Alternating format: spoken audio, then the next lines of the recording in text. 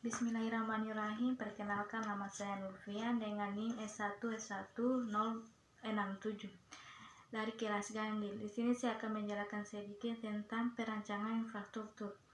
Infrastruktur memang memegang peran penting sebagai salah satu roda pergerakan pembangunan dan pertumbuhan ekonomi.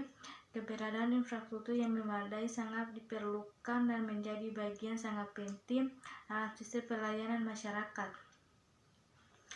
Pada umumnya, perancangan pembangunan ialah langkah atau teknik untuk capaian tujuan diharapkan dalam proses pembangunan hingga sanggup melestarikan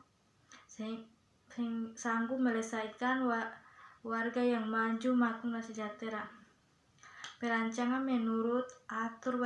Lewis 1965, perancangan pembangunan selaku satu kelompok kebijakan dan program pembangunan untuk mengarahkan warga swasta untuk memakai sumber daya yang lebih produktif.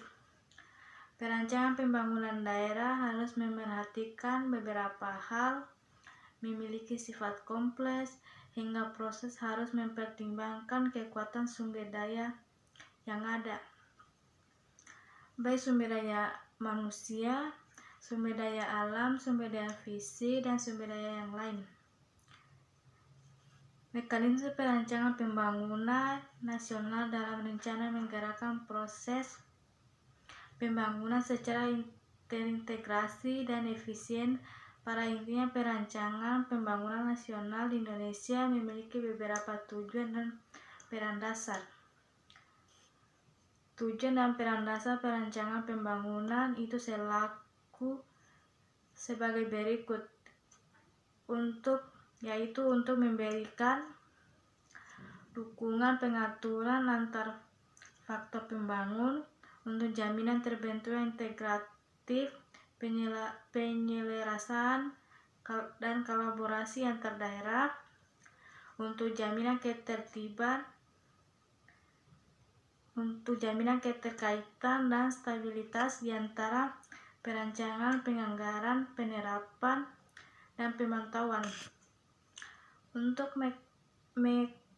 memaksimalkan keterlibatan dan peranan warga dalam perencanaan.